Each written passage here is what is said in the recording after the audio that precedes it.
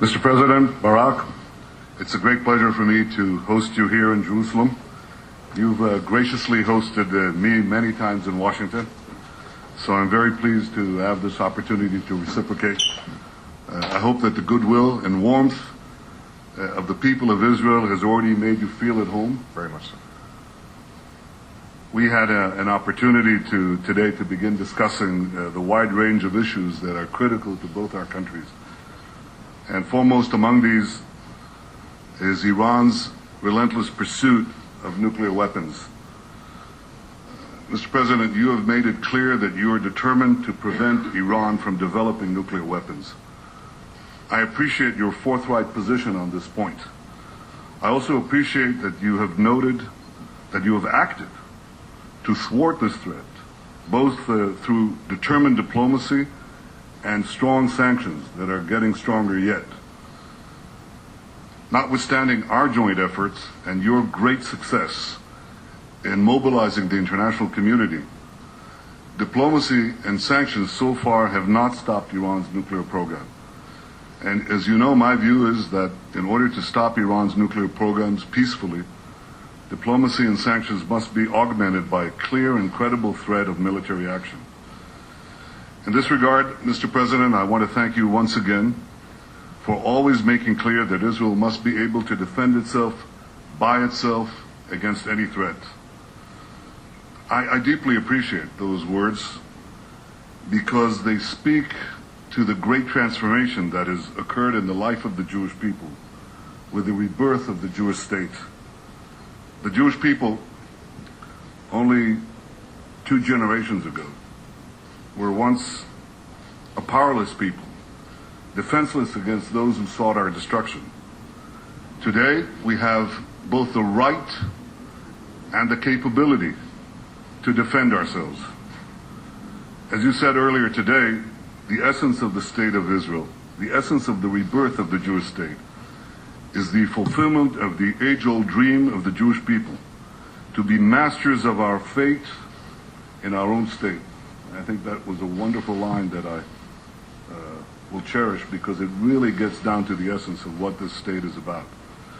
That is why I know that you appreciate that Israel can never cede the right to defend ourselves to others, even to the greatest of our friends. And Israel has no better friend than the United States of America. So I look forward to continuing to work with you to address what is an existential threat to Israel and a great threat to the peace and security of the world. Mr. President, we discussed today the situation in Syria. We share the goal of seeing a stable and peaceful Syria emerge from the carnage that we have witnessed over the last 2 years.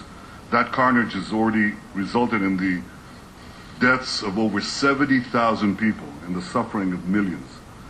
We also share a determination to prevent the deadly arsenal of weapons within Syria from falling into the hands of terrorist hands. And I have no doubt that the best way to do that is to work closely with the United States and other countries in the region to address this challenge, and that is what we intend to do. Finally, Mr. President, your visit gave us an opportunity to try to find a way to advance peace between Israelis and Palestinians. My new government was sworn in 2 days ago. I know there have been questions regarding what the policy of the new government will be towards peace with the Palestinians. So let me be clear. Israel remains fully committed to peace and to the solution of 2 states for 2 peoples. We extend our hands in peace and in friendship to the Palestinian people. I hope that your visit, along with the visit of the Secretary of State Kerry, will help us turn a page in our relations with the Palestinians. Let us sit down at the negotiating table. Let us put aside all preconditions. Let us work together to achieve the historic compromise that will end our conflict once and for all. Let me conclude, Mr. President, on a personal note. I know how valuable the time and the energies of the American president, of yourself. This is the 10th time that we have met since you became president and since I became prime minister. You've chosen Israel as your first venue in your foreign visits in your second term. I want to thank you for the investment you have made in our relationship and in strengthening the friendship and alliance between our two countries. It is deeply, deeply appreciated. You have come here on the eve of Passover. I've always considered it as our most cherished holiday. It celebrates the Jewish people's passage from slavery to freedom. Through the ages, it has also inspired people struggling for freedom, including the founding fathers of the United States. So it's a profound honor to host you, the leader of the free world, at this historic time in our ancient capital. Mr. President, welcome to Israel. Welcome to Jerusalem. Thank you.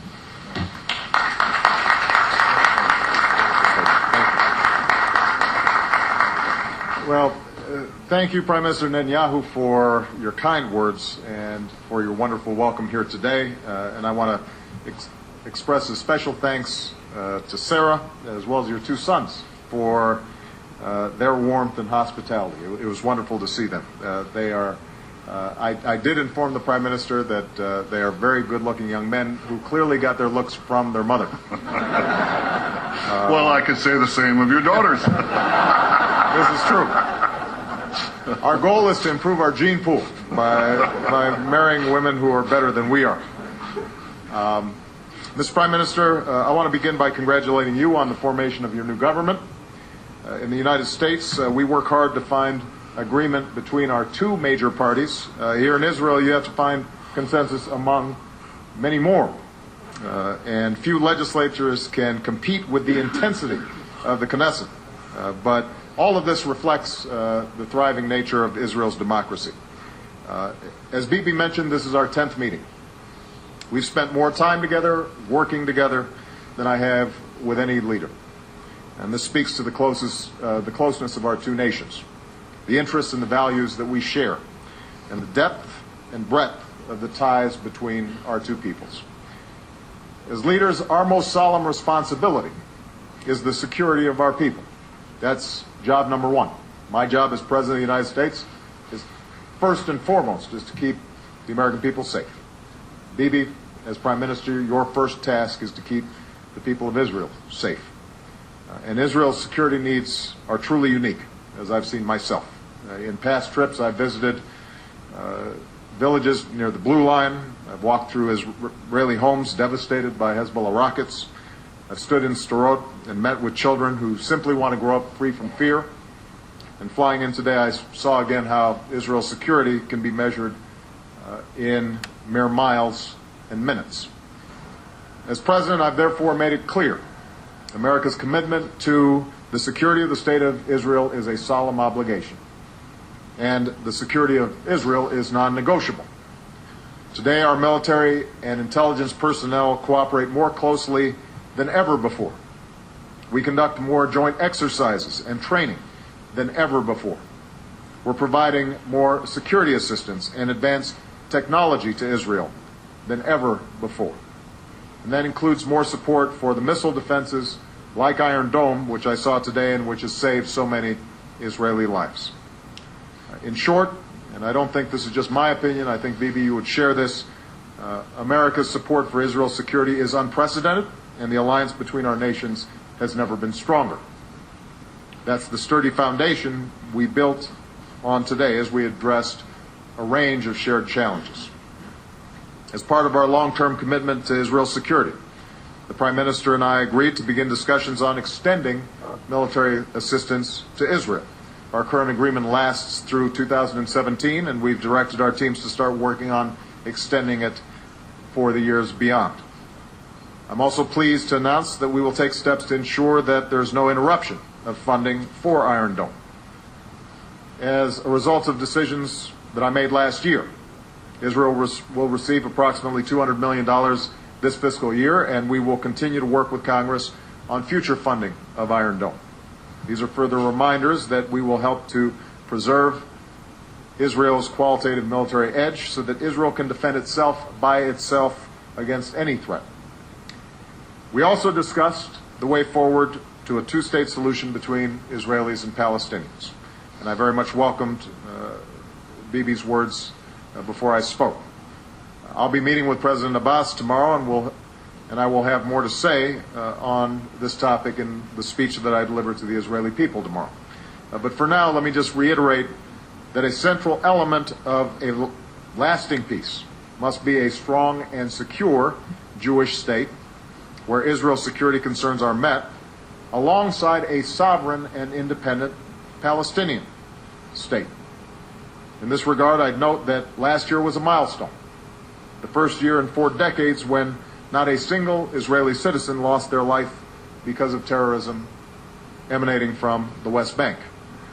It's a reminder that Israel has a profound interest in a strong and effective Palestinian Authority.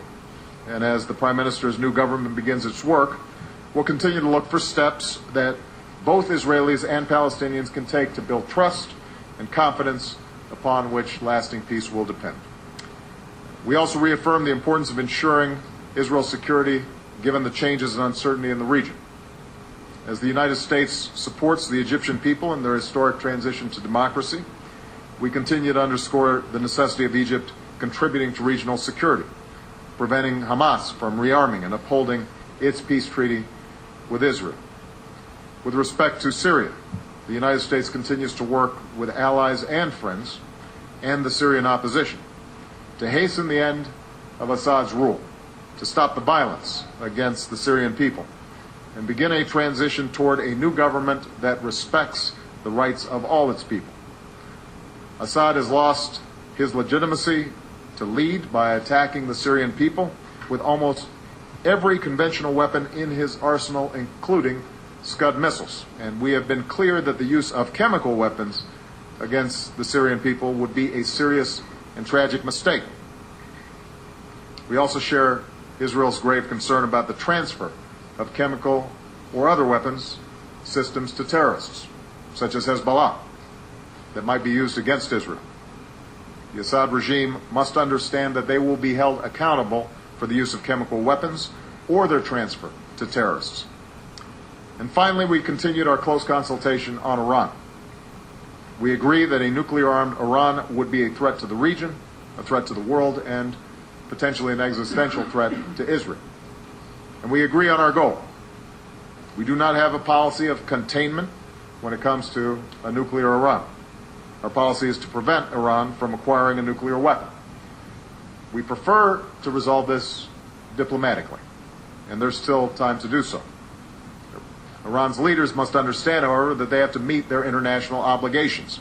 And meanwhile, the international community will continue to increase the pressure on the Iranian government.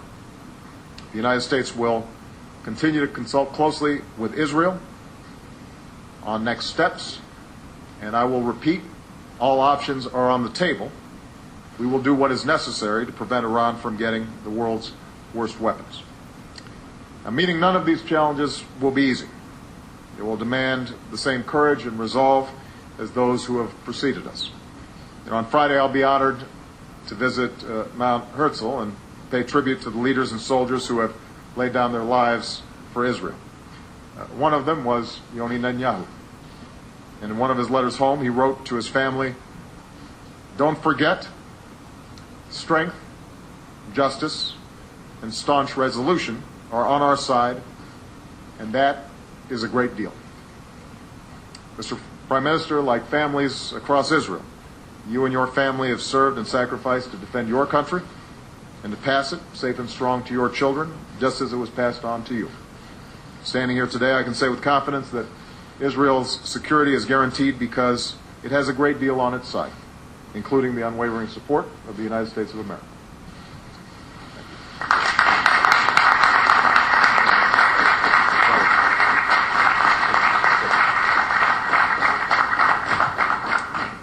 First question, Israel Channel 2, Udi Segal. Mr. President, may I ask you about Syria, a practical question and a moral one? Morally, how is it possible that for the last 2 years, tens of thousands of innocent civilians are being massacred, and no one, the world, United States, and you, doing anything to stop it immediately? On a practical level, you have said to today and also in the past that the use of chemical weapons would be a crossing of a red line. It seems like that this line was crossed yesterday. What specifically do you intend to do about it? I'll answer the question in reverse order, if you don't mind. I'll talk about the chemical weapons first and then the larger question. With respect to chemical weapons, we intend to investigate thoroughly exactly what happened. Obviously, in Syria right now, you've got a war zone. You have information that's filtered out, but we have to make sure that we know exactly what happened, what was the nature of the incident, what can we document, what can we prove. So I've instructed my teams to work closely with all other countries in the region and international organizations and institutions to find out precisely whether or not this red line was crossed. I will note, without at this point having all the facts before me, that we know the Syrian government has the capacity to carry out chemical weapon attacks. We know that there are those in the Syrian government who have expressed a willingness to use chemical weapons, if necessary, to protect themselves.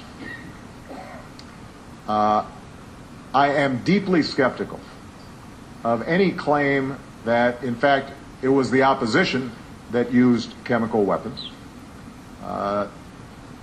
Everybody who knows the facts of the chemical weapon stockpiles inside of Syria, as well as the Syrian government's capabilities, I think would question those claims, but I know that they're floating out there right now. The broader point is that once we establish the facts, I have made clear that the use of chemical weapons is a game changer. And I won't make an announcement today about next steps because I think we have to gather the facts. But I do think that when you start seeing weapons that can cause potential devastation and mass casualties, and you let that genie out of the bottle, then you are looking potentially at even more horrific scenes than we've already seen in Syria. And the international community has to act on that additional information. But as is always the case when it comes to issues of war and peace, I think having the facts before you act is very important. More broadly, as I said in my opening statement, I believe that the Assad regime has lost all credibility and legitimacy. And I think Assad must go, and I believe he will go. It is incorrect for you to say that we have done nothing. We have helped to mobilize the isolation of the Assad regime internationally. We have supported and recognized the opposition. We have provided hundreds of millions of dollars in support for humanitarian aid. We have worked diligently with other countries in the region to provide additional tools to move towards a political transition within Syria. If your suggestion is that I have not acted unilaterally, militarily inside of Syria, the response has been, or my response would be, that to the extent possible, I want to make sure that we're working as an international community to deal with this problem, because I think it's a world problem, not simply a United States problem, or an Israel problem, or a Turkish problem. It's a world problem when tens of thousands of people are being slaughtered, including innocent women and children. And so we will continue to work in an international framework to try to bring about the kind of change that's necessary in Syria. Secretary Kerry has been working nonstop since he came into his current position to try to help mobilize and organize our overall efforts. And we will continue to push every lever that we have to try to bring about a resolution inside of Syria that respects the rights and the safety and security of all people. regardless of whatever sectarian lines currently divide Syria. Last point I'll make, which is probably obvious, is this is not easy.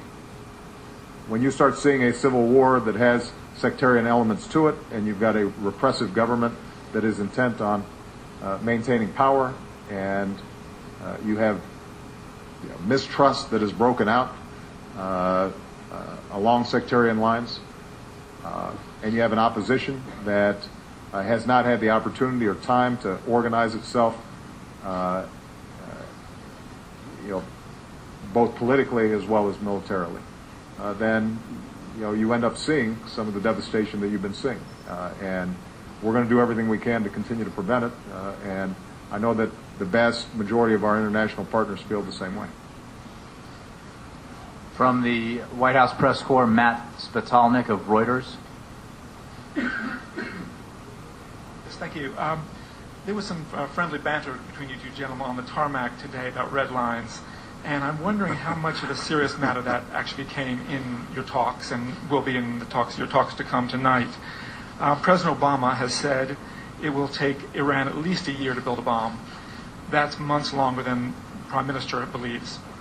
Mr. President, are you asking the Prime Minister to be more patient, to hold off for at least a year on any kind of military action against Iran?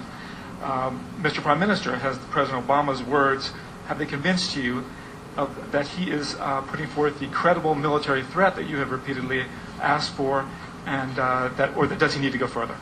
Thank you. Why don't you go take a first swing at this? First of all, there are so many strips of different colors on the tarmac that we did have a joke about that, but obviously this matter is no joke. It relates to our very existence and to something also that the President correctly identified as a grave strategic threat to the United States and to the peace and security of the world. I'm absolutely convinced that the President is determined to prevent Iran from getting nuclear weapons. I appreciate that. And I also appreciate something that he said, which I mentioned in my opening remarks, that the Jewish people have come back to their own country to be the masters of their own fate. And I appreciate the fact that the President has reaffirmed, more than any other president, Israel's right and duty to defend itself by itself against any threat. We just heard those important words now, and I think that sums up our, I would say, our common view. Iran is a grave threat to Israel, a grave threat to the world, a nuclear Iran. The United States is committed to deal with it. Israel is committed to deal with it. We have different vulnerabilities, obviously, and different capabilities. We take that into account. But what we do maintain, and the President, I think, is the first to do so, is that Israel has a right to independently defend itself against any threat, including the Iranian threat. I think the only thing I would add is that our intelligence cooperation on this issue, the consultation between our militaries, our intelligence, is unprecedented. And there is not a lot of daylight between our country's assessments in terms of where Iran is right now. I think that what Bibi alluded to, which is absolutely correct, is each country has to make its own decisions when it comes to the awesome decision to engage in any kind of military action. And Israel is differently situated than the United States. And I would not expect that the Prime Minister would make a decision about his country's security and defer that to any other country, any more than the United States would defer our decisions about what was important for our national security. I have shared with Bibi, as I've said to the entire world, as I've said to the Iranian people and Iranian leaders, that I think there is time to resolve this issue diplomatically. The question is, will Iranian leadership seize that opportunity? Will they walk through that door? And it would be in everybody's interests, not just Israel's interests, not just the United States' interests. It would be in the interest of the Iranian people if this gets resolved diplomatically. Because the truth of the matter is that the most permanent solution to the Iranian situation is ultimately going to be their decision that it is not worth it for them to pursue nuclear weapons. That'll be the lasting change. If we can get that, that's good for everybody, including Iran, because it would allow them to break out of the isolation that has hampered their society and their economic development for many years. But I don't know whether they're going to be willing to take that step. And obviously, their past behavior indicates that, in the words of, or a play on words on what Ronald Reagan said, we can't even trust yet, much less verify. But we do have to test the proposition that this can be resolved diplomatically. And if it can't, then I've repeated to Bibi what I've said publicly, and that is that we will leave all options on the table in resolving it. Your assessment. One Israel, Ayala Hassan. Thank you.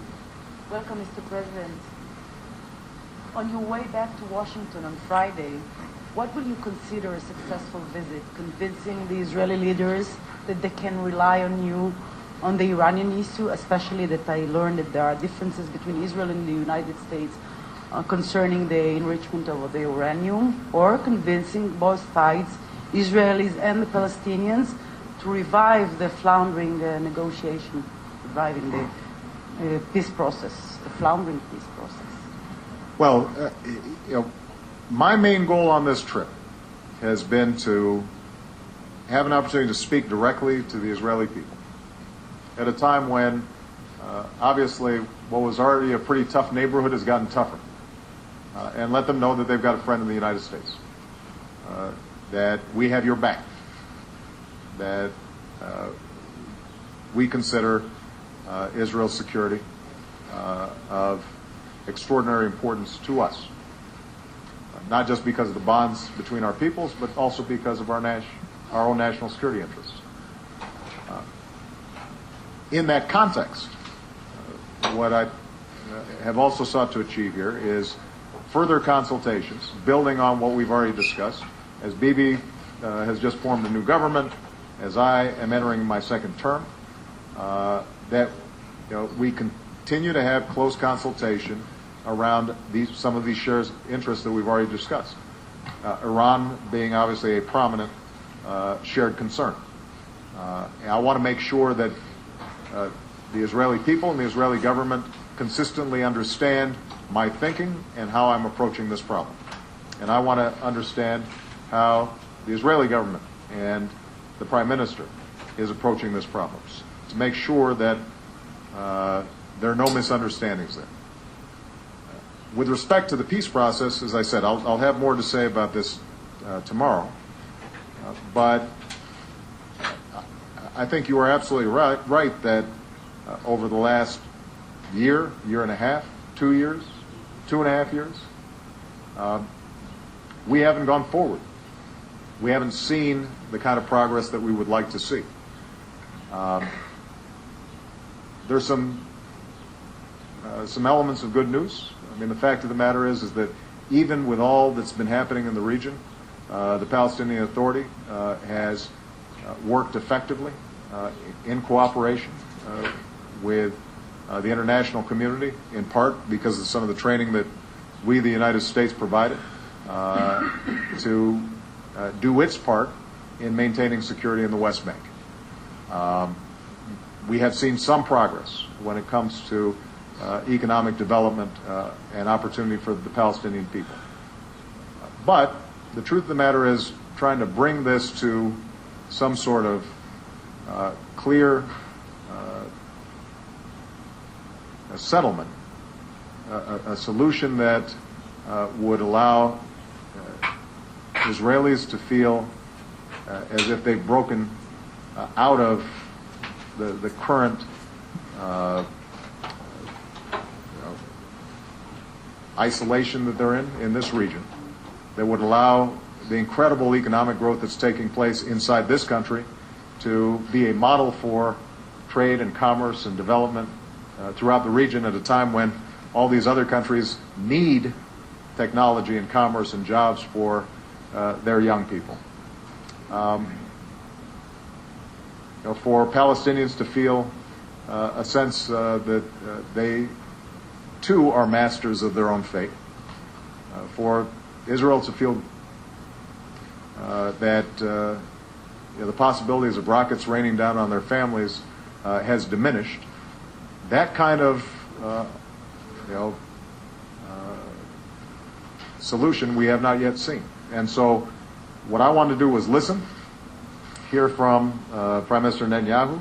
Tomorrow I'll have a chance to hear from Abu Mazen to get a sense from them. How do they see this process moving forward? What are the possibilities and what are the constraints, and how can the United States be helpful? And I purposely did not want to come here and make some big announcement that might not match up with what the realities and possibilities on the ground are. I wanted to spend some time listening before I talk, which my mother always taught me was a good idea. And so hopefully I'll consider it a success if when I go back on Friday, I'm able to say to myself, I have a better understanding of what the constraints are, what the interests of the various parties are, and how the United States can play a constructive role in bringing about a lasting peace and two states living side by side in peace and security.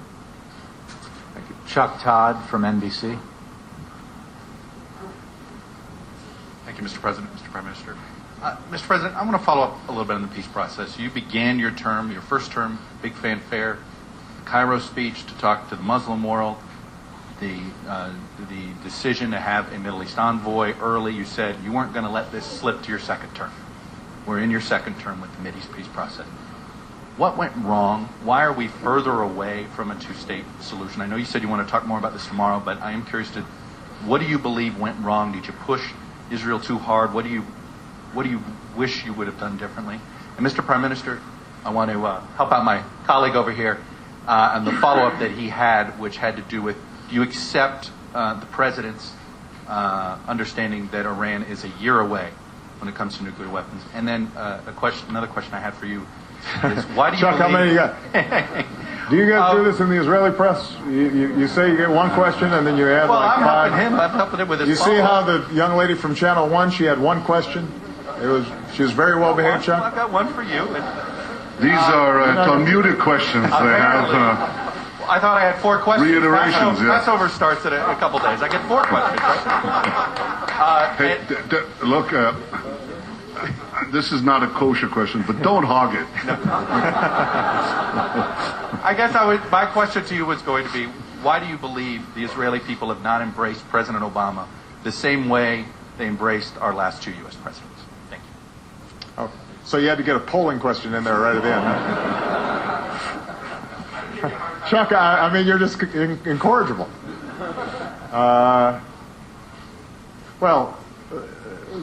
Look, the opening premise of your question was that having failed to achieve peace in the Middle East in my first term, that I must have screwed up somehow. And I will tell you, I hope I'm a better president now than when I first came into office. But my commitment was not to achieve a peace deal in my first year, or in my second year or my third year. That would have been nice. What I said was I was not going to wait to start on the issue until my second term because I thought it was too important. And that's exactly what I did. I'm absolutely sure that there are a host of things that I could have done that would have been more deft and would have created better optics. But ultimately, this is a really hard problem. been lingering for over 6 decades. And the parties involved have some profound interests that you can't spin, you can't smooth over, and it is a hard slog to work through all of these issues. I will add that both parties also have politics, just like we do back home. There are a whole bunch of things that I'd like to do back in the United States that I didn't get done in my first term. And I'm sure I could have been more deft there as well. But some of it's just because it's hard. And people disagree. And it takes, I think, a confluence of both good diplomatic work, but also timing, serendipity, things falling into place at the right time, the right players feeling that this is the moment to seize it. And my goal here is just to make sure that the United States is a positive force in trying to create those opportunities as frequently as possible, and to be as clear as possible as to why we think that this is an important priority. Not only because of some Pollyannish views about can't we all get along and hold hands and sing Kumbaya, but because I actually believe that Israel's security will be enhanced with a resolution to this issue. I believe that Palestinians will prosper and can channel their extraordinary energies and entrepreneurship in more positive ways with a resolution to this issue. The entire region, I think, will be healthier with a resolution to this issue. So I'm going to keep on making that argument. And I will admit that, frankly, sometimes it'd be easier not to make the argument and to avoid the question, precisely because it's hard. That's not the approach that I've tried to take, and there have probably been times where when I've made statements about what I think needs to happen, the way it gets filtered through our press, it may be interpreted in ways that get Israelis nervous, just like there are folks back home who sometimes get nervous about areas where they aren't sure exactly where I stand on things. That's why I always like the opportunity to talk directly to you guys. Hopefully you'll show the live film as opposed to the edited version. With that, I think you've got 4 questions to answer, Bibi.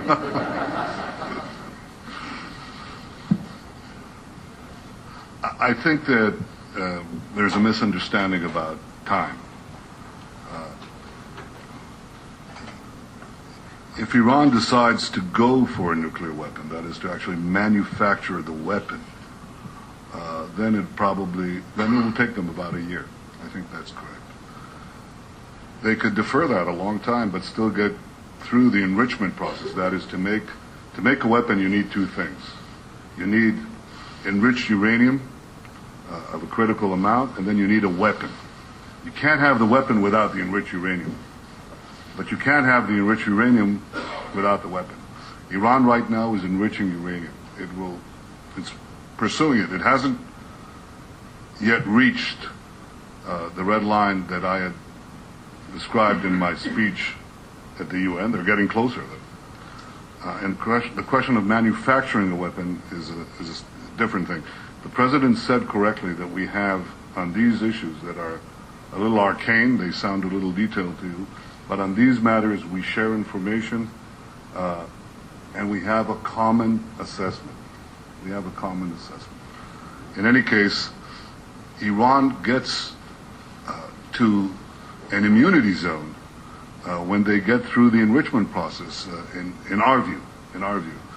And whatever time is left, there's not a lot of time. And every day that passes diminishes it. But we do have a common assessment on these schedules, on intelligence. We share that intelligence, and we don't have any argument about it. I think it's important to state that clearly.